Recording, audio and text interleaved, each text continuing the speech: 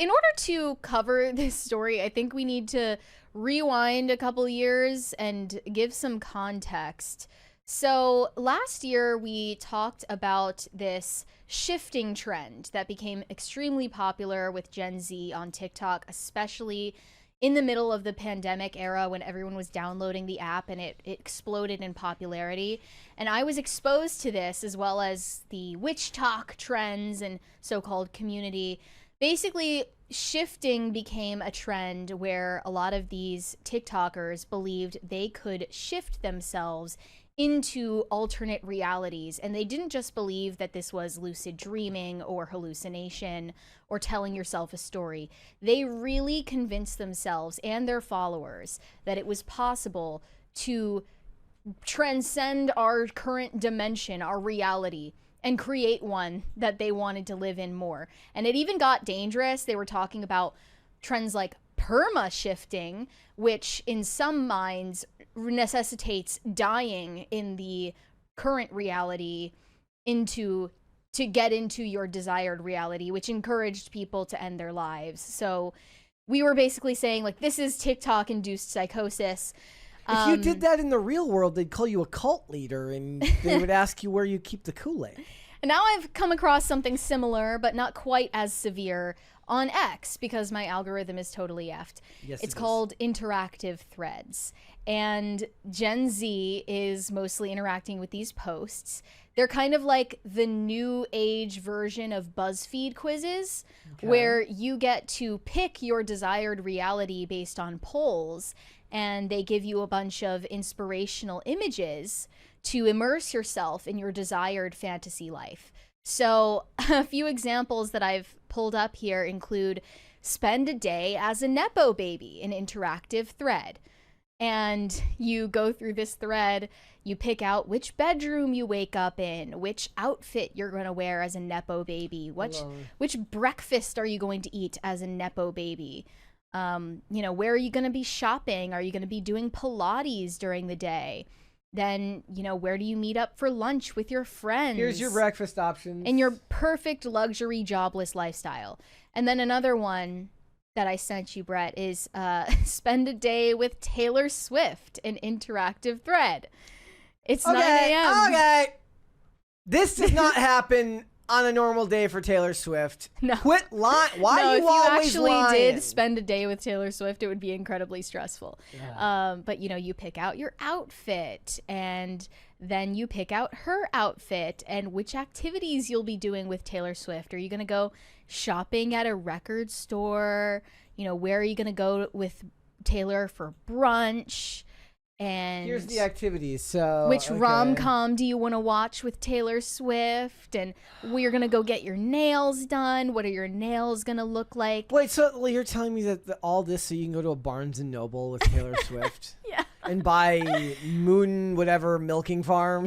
Personally, if I were to spend a day with Taylor Swift, I would want to be in the thick of it. I would want to be on tour with her. I want to see her yelling at backup dancers. Seeing, like, the real version of Taylor Swift. But, yeah. So they're just choose-your-own-adventure books, but exactly. they're not bound to books. Exactly. It's choose-your-own-adventure Pinterest style. Oh, it's brunch time. Another one is spend your day as a princess, an interactive thread. Then you pick out your kingdom and you pick out your princess bedroom and your pet. And you pick out your makeup and your tiara. It's like playing dress up as a child. Another one is spend a day in 2020, an interactive thread. It's all about nostalgia from the pandemic, when COVID hit, the streets are empty, the news is buzzing, everyone is in a state of confusion, but that doesn't end the fun or the will to live. I mean, I'm not gonna lie. I get nostalgic for 2020 sometimes. I do. You wake up to a notification from one of your apps. Which one is it? Oh. What are you having for breakfast in the pandemic? What are you going to be playing on the news about? Or are you going to choose to watch news about COVID, about BLM, about the presidential election? On lockdown, nothing much you can do than have all the fun at home, but the lockdown has sparked an interest in a hobby. Which one are you learning on YouTube? And you can pick like video editing, cooking, baking, You're finally craft. This is just sad. You finally moved out of your parents' house. Learning a new language.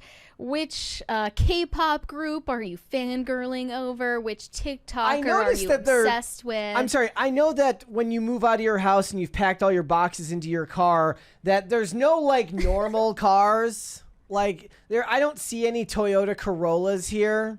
They let you pick a TV show to watch from Tiger King, The Queen's Gambit, The Mandalorian, The Last Dance. Yeah, you go outside for some shopping and pick your 2020 outfit. And don't forget your mask. You can pick out which style of COVID mask you would like to wear for the day. And, you know, pick out what you're shopping for. Are you getting groceries, cleaning supplies? You need to Lysol your groceries. Are there any of like the little signs that were on the floor that said 6 feet apart? Yeah, exactly. Like there's nothing about the pandemic that I miss personally. Somebody says, don't start romanticizing 2020. It was a very hard time for a lot of people. I don't care. I'm sure a lot of things like there have been times in my life that life was really hard. I'm not going to stop you from romanticizing that time. The only one that actually is kind of depressing was you finally moved out of your parents' house. Interactive thread. I noticed that I don't see the crocheted mask from Alyssa Milano on there. No. Yeah, this one's legitimately sad. Moving out of your parents' house. You got your own place. Today, you officially become an adult. It's bittersweet since you're going to be moving away from your loving parents, but it's life. And you pick out the car that you want to drive. Not a single normal car, as I said. No, all of them are luxury apartment that you're going to stay in. This might be a very good indicator of what's wrong with Gen Z, is that they think that this is the car you move out of your parents' house in. Mm-hmm. This makes sense if we're talking about spending a day in the life of a Nepo baby. You step outside of your car, take a deep breath. You went inside your apartment and gestured the men to place boxes inside. What does the inside of your apartment look like? You take a picture of your hand holding the apartment keys to share with your parents and friends. Which keys do you like? And then, you know, you design your kitchen and your pantry and your living room. And then you end the day ordering some DoorDash. Because you can't, even in a fake world, you can't cook. Mm-hmm. And then you design your bathroom, the works. You know, it's a multiple day fantasy that you're engaging in here. This is, look, I know it's not true of everyone, but there is this delusion about, didn't we talk at some point about like how much money each generation considers like comfortable to live on? Yeah. And Gen Z was like $500,000 a year or something like that. I forget the number that they listed. It was an insane amount. And there's like, we've talked a lot about the nihilism of Gen Z, and we equate it back to the economy and to all of these other real world factors, but maybe it's their fake world factors. Maybe it's their inability to understand what the real world actually entails, because they've spent their lives watching through screens of people with opulence and more than they possess, thinking that it's just this close. Mm-hmm. That's not the way it is. Yeah, I mean, I think that, to be fair, the Zoomers who are interacting with this content are fully aware that it's delusional, and they are purposefully engaging in the delusion together. I saw some tweets about it saying, I love interactive threads. Yes, let's be delusional for a minute.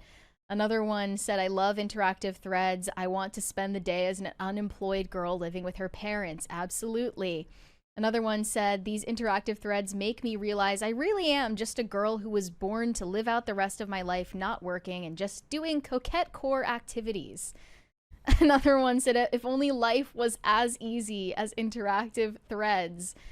But now there are some who believe interactive threads aren't inclusive enough.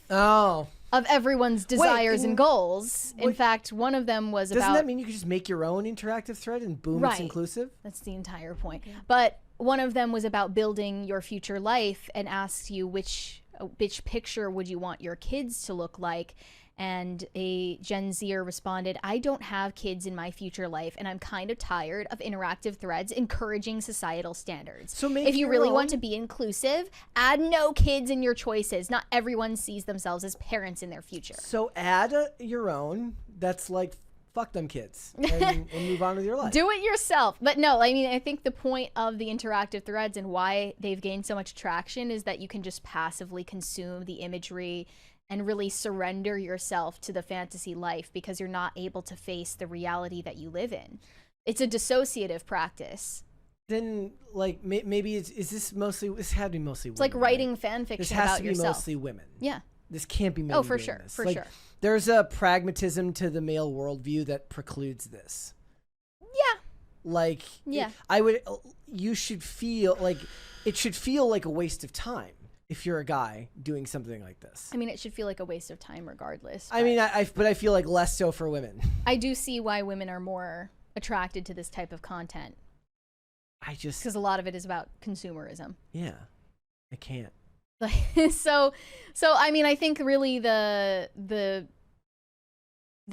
common thread between all of these posts is that it's about disconnecting yourself from reality because it causes you too much anxiety to think about the real world responsibilities it takes to achieve any of the things in these images that you're scrolling past on Pinterest. So they're paralyzed by want and fear. Mm-hmm. It would be better to create Pinterest boards with utterly attainable goals. Yeah. And encourage yourself to work towards them. Yeah. Like, don't create a Pinterest board with the world's biggest house. Create a Pinterest board with a crappy shack. I mean, some of these are... to be fair, I was talking to you earlier. I said I've been watching a lot of like mini docs, and one thing that seems to be true about every domestic terrorist in American history is they all buy some cabin in the woods for $5,000. So maybe you don't want that. Like, maybe you don't want that, but also it's like, the point is like we've priced everyone out of that. Mm-hmm. To be fair, a lot of those guys, they built their own cabins on land that they bought for like next to nothing. But the point being that none of them would build their own cabin. They didn't even bring their own furniture into their new apartment. They paid somebody else to do it in a fantasy rather than actually just bringing the furniture in themselves. Maybe the male version of this is them actually carrying the furniture in and paying their friends in pizza and beer. There was no post about like your friends help you move. Pick which group of friends that you want. There was no post like that. Yeah. So I mean, some of these interactive threads are more unhinged than others. I've seen like spend your day as a special ed student interactive thread, or spend your day as a top earner on OnlyFans interactive thread, things like that, which I don't think should be aspirational at all. But regardless, it's people choosing to dissociate from reality. All right. It's kind of sad. Thanks for watching. Listen to full episodes of Pop Culture Crisis on Spotify. Keep up with us on social media and make sure you subscribe and ring that bell so you never miss the show. Bye, guys.